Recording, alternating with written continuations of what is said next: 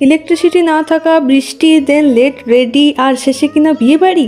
আচ্ছা, তাও কি আমি বিয়ে বাড়ি মিস করেছি? দেখতে হলে দেখতে থাকো পুরো ব্লগটা। তো যেমনটা তোমাদের বলেছিলাম আগের ভিডিওতে যে সন্ধ্যেতে প্রচুর বৃষ্টি হওয়ার জন্য ইলেকট্রিসিটি ছিল না, তো ভেবেছিলাম তোমাদের সাথে রেডি হওয়ার ভিডিওটা শেয়ার করব, তো সেটাও করা হয়নি আমার, কারণ অনেকটাই লেট হয়ে গেছিল রেডি হতে। তো সামহাও রেডি হয়ে আমি চলে গেছিলাম ওদের বাড়ি। তো লেট হওয়ার জন্য আমরা ব্রাইডকে দেখেই আমরা খাওয়ার দিকে চলে গিয়েছিলাম, কারণ লেট হয়ে গেলে তখন বরযাত্র চলে আসবে।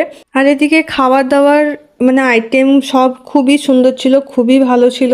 আর লাস্টে মিষ্টি এসব ছিল, তো সেগুলো আমি খাইনি, তাই নিয়েও নি, ফালতু নষ্ট করে লাভ নেই। বাট মিষ্টি না খেলে কি হবে, আইসক্রিম কিন্তু মিস করা যাবে না একদমই।